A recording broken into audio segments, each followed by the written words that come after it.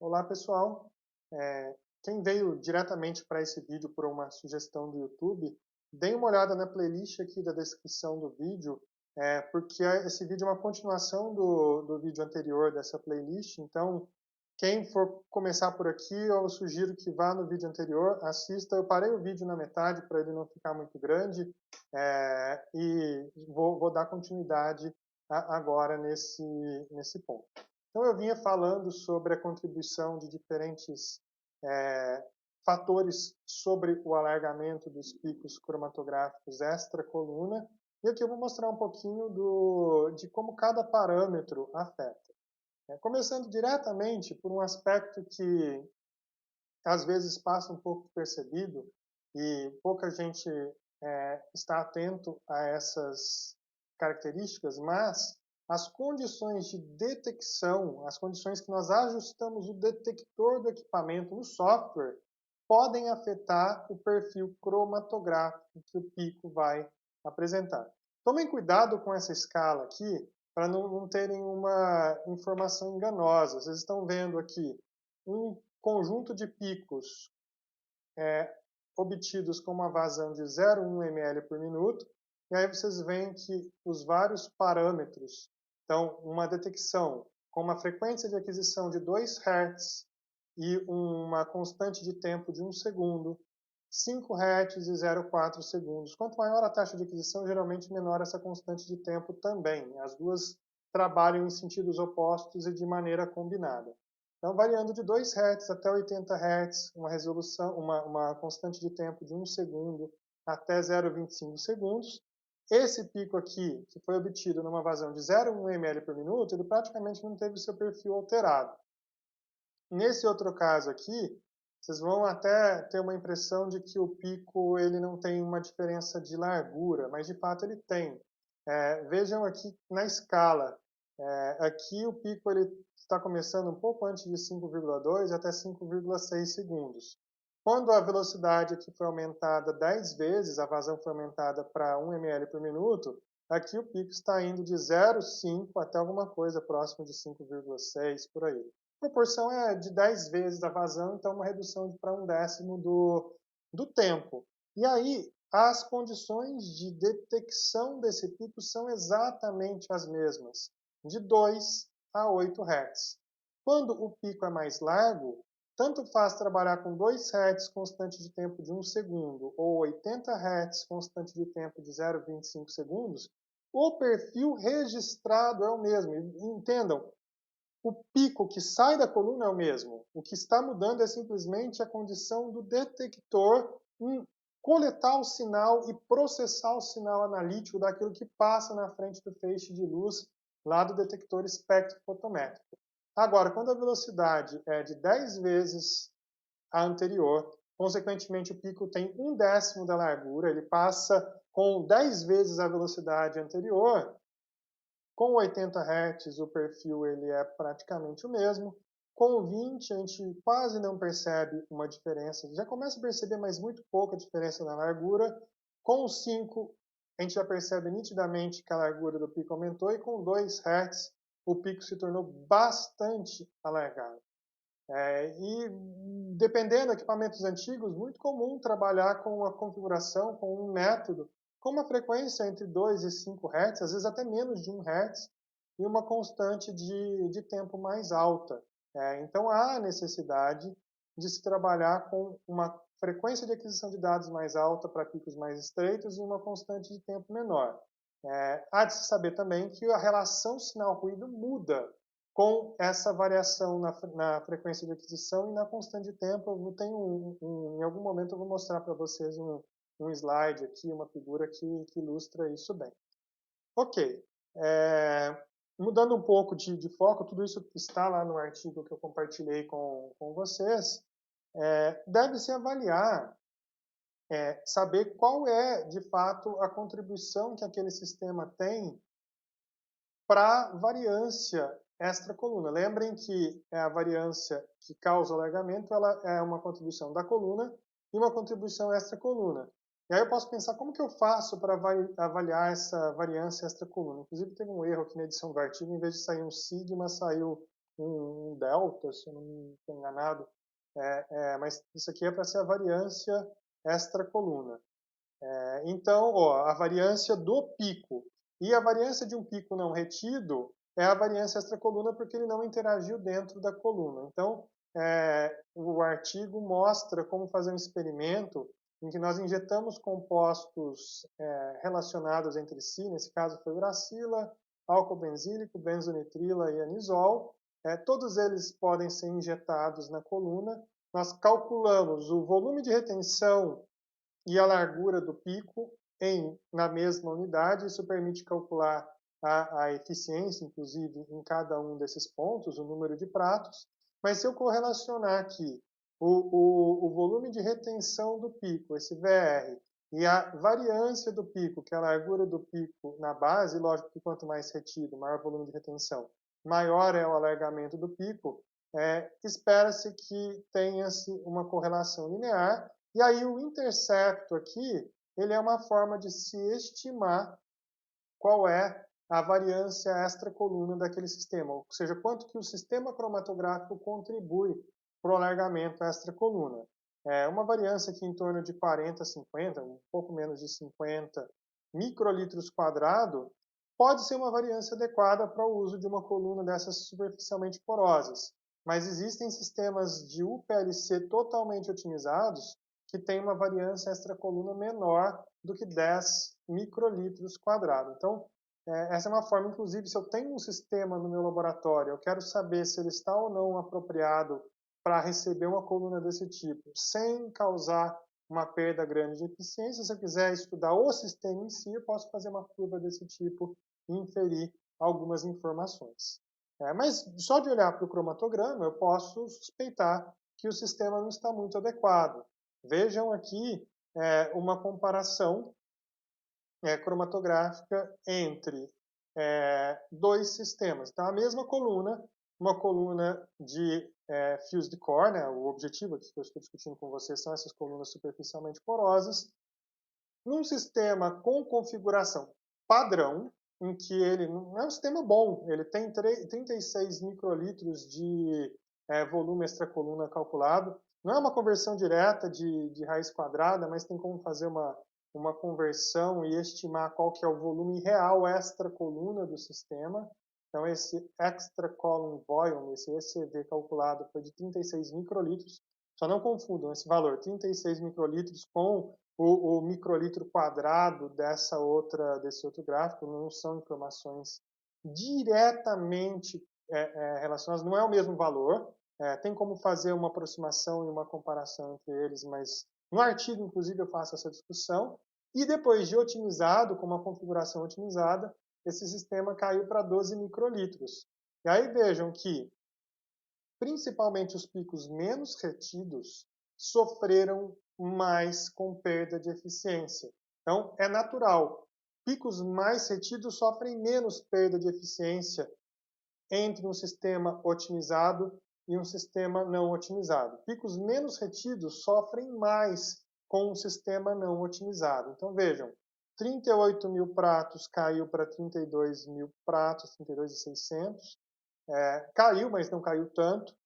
36 mil pratos caiu para 24.800, uma queda bem maior. Por quê? Porque era um composto menos retido. Então, a figura não está muito grande, mas se a gente olhar com bastante cuidado, a gente vê que o pico aqui ficou mais alargado. Então, assim a gente começa a suspeitar, principalmente quando a gente vê uma diferença muito grande de eficiência entre um pico e outro, que de 32 caindo para 24, que não caiu tanto assim, isso é um indício de que o meu sistema pode não estar otimizado e os picos menos retidos, principalmente, estão sofrendo muito mais com perda de eficiência. Lembre que para calcular o número de pratos, a análise tem que ser isocrática. Não corram o risco de fazer uma análise em gradiente e querer ficar inferindo largura de pico, porque aí o comportamento da largura de pico é totalmente diferente. De modo que, para análises em gradiente, faz mais sentido calcular o que é chamado de capacidade de picos do sistema do que, propriamente dito, a eficiência cromatográfica. Então, estejam alertas a esse ponto. Ok, voltando a aspectos relacionados ao sistema e como suspeitar o que isso causa, Essa tabela ela mostra condições de aquisição do detector diferentes para picos cromatográficos diferentes. Então, basicamente, aquele gráfico que eu tinha mostrado antes é uma variação de 80 a 10 Hz, com a constante de tempo sendo variada também para cada um deles, desde um pico de um composto não retido, que é a uracila, até um composto mais retido com 0,3 minutos, o tempo que não é muito alto.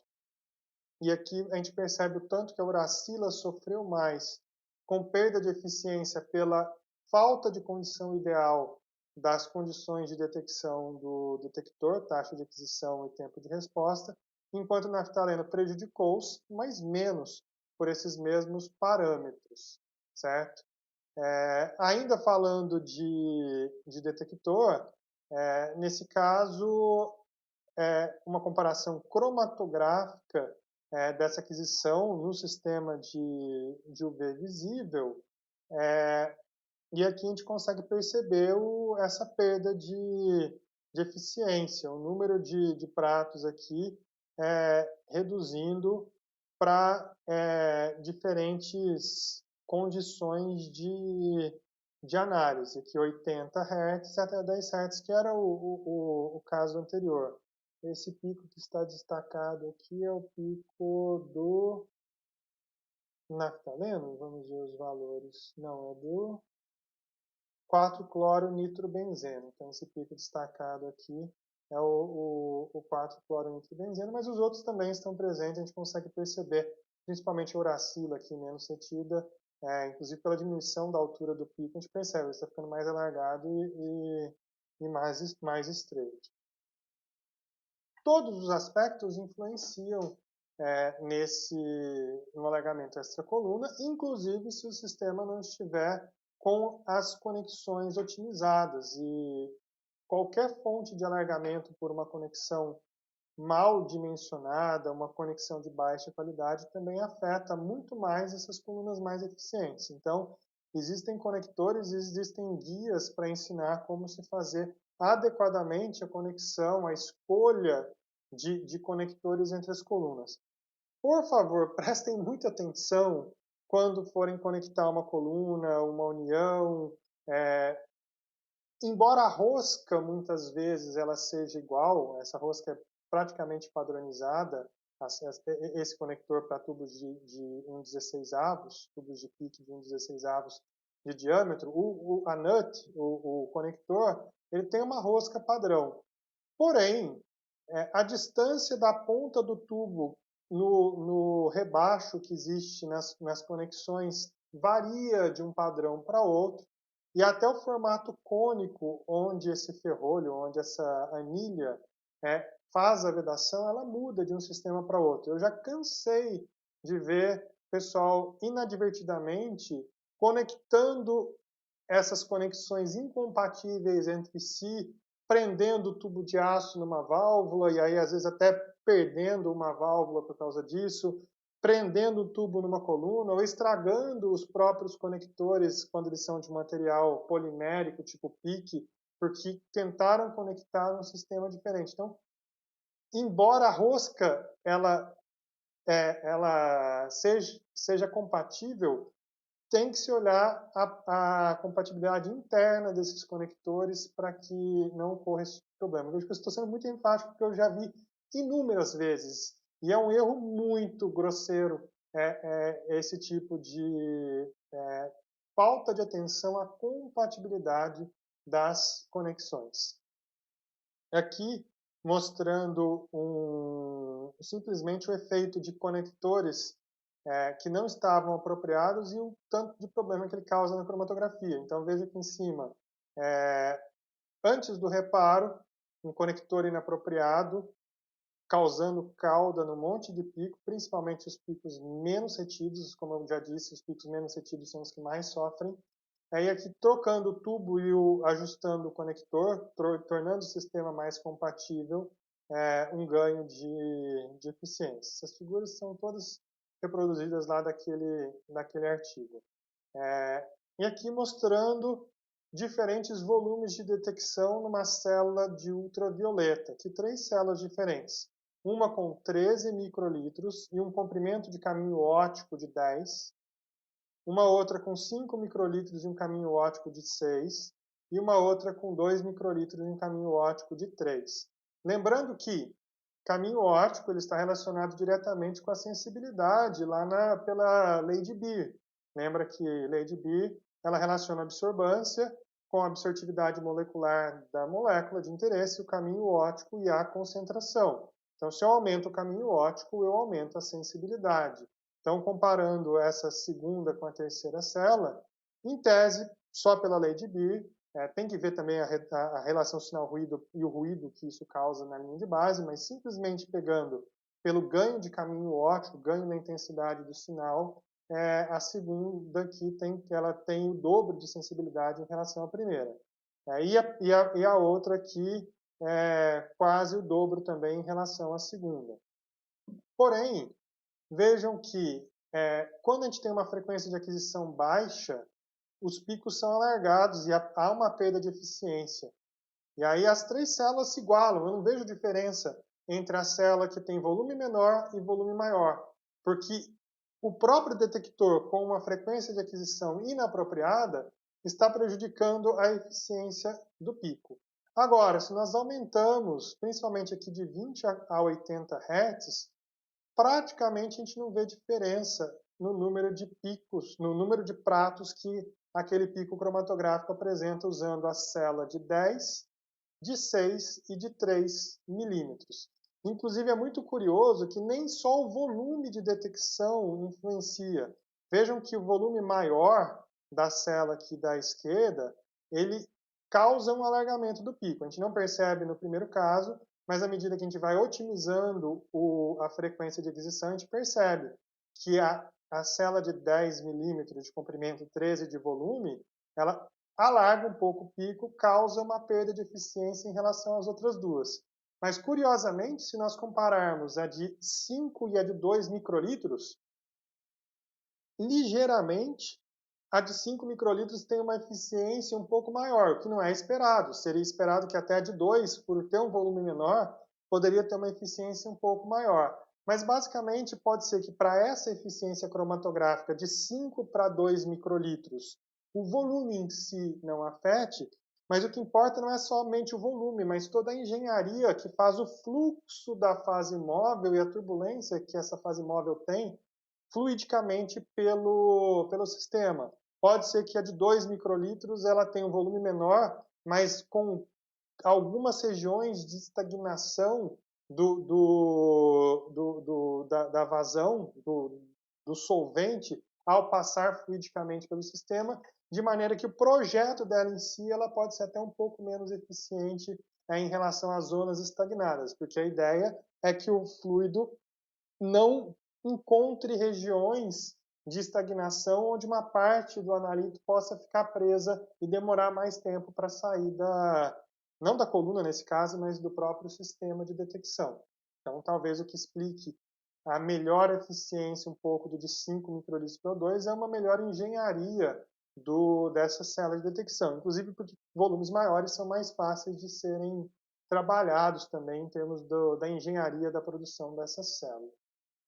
E, sem dúvida, ela ganha em sensibilidade, sem dúvida nenhuma. Então, se eu tivesse que escolher as duas, sem dúvida eu escolheria essa célula de 5 microlitros, porque ela é mais sensível e ela também confere a maior eficiência. Então, o que nós podemos olhar e ajustar no sistema, fazendo um resumo do que a gente viu discutido nesse artigo?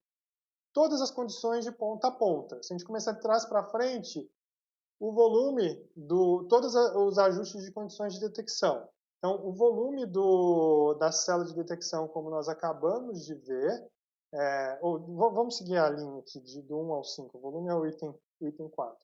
Ajustar as condições de aquisição, frequência de aquisição de dados, quanto mais alta, melhor, para picos muito rápidos e estreitos, com consequente diminuição da constante de resposta, do tempo de resposta do detector. Então, Aumentar a frequência e diminuir o tempo de resposta. Lembrando que quanto mais alta a frequência e menor o tempo de resposta, maior o ruído da linha de base. Então, um ganha por um lado e perde pelo outro. Então, eu vou usar a frequência mais baixa e o tempo de resposta, a constante de resposta mais alta, que não prejudique, a mais baixa, que não prejudique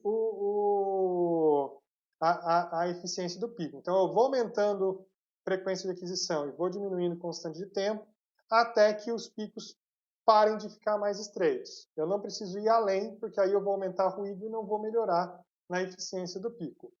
Substituir a tubulação do sistema, pensando num sistema não ideal, um sistema tradicional, eles geralmente têm tubos de diâmetros internos maiores.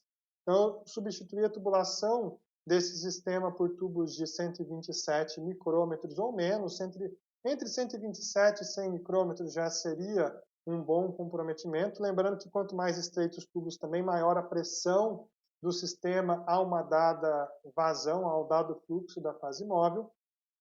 Nós temos que ajustar o volume de injeção, e se eu quiser injetar um volume maior, aí nesse caso vale usar aquela estratégia de usar uma fase móvel, um solvente mais fraco do que a fase móvel e também uma análise em gradiente para condensar, para comprimir, focalizar os picos na entrada da coluna. Num dos vídeos dessa série eu comentei sobre isso lá atrás, então veja como as coisas acabam se conectando, os conhecimentos de diferentes aspectos acabam se conectando, mas sim, tomar muito cuidado, quanto mais eficiente a coluna, menor o volume de injeção que ela tolera, e por último, o volume da célula de detecção. Vejam que algo em torno de 5 microlitros para uma coluna de 4,6 é adequado. Mas se eu for para colunas menores de 2,1, muitas vezes eu vou tentar trabalhar com células de detecção, ou células de detecção, autores que usam um termo ou outro, menores do que 3 microlitros de volume. E, preferencialmente, que toda a sua geometria ela seja otimizada para ter o mínimo de zonas estagnadas e a menor perda de eficiência para a operação com colunas altamente eficientes. Dessa forma, a gente consegue ajustar o sistema, que é um sistema que não foi desenvolvido para trabalhar com colunas de ultra alta eficiência, comprar colunas que não demandam uma pressão tão alta, mas que são eficientes, mas garantir que o sistema cromatográfico ele opere nessas condições. Por isso que nesse contexto eu acabei encaixando esse tema dentro do que eu chamo de troubleshooting em HPLC, porque é pegar um sistema não otimizado e que, se eu colocar uma coluna muito boa, ele vai prejudicar a eficiência da coluna, diagnosticar onde estão esses problemas e, assim, conseguir otimizar, melhorar esse sistema para que ele entregue a melhor eficiência possível dentro daquelas condições instrumentais, certo? Então, são esses os principais pontos. Eu vou trazer um próximo artigo com alguns aspectos práticos que eu obtive lá no próprio laboratório, fazendo algumas ingestões, alguns testes com uma coluna desse tipo. Então, se acharem interessante, compartilhem, não deixem de curtir, assinem para receber notificação de outros vídeos e também sigam na playlist aí que tem mais um vídeo falando sobre esse assunto, caso seja do interesse de vocês.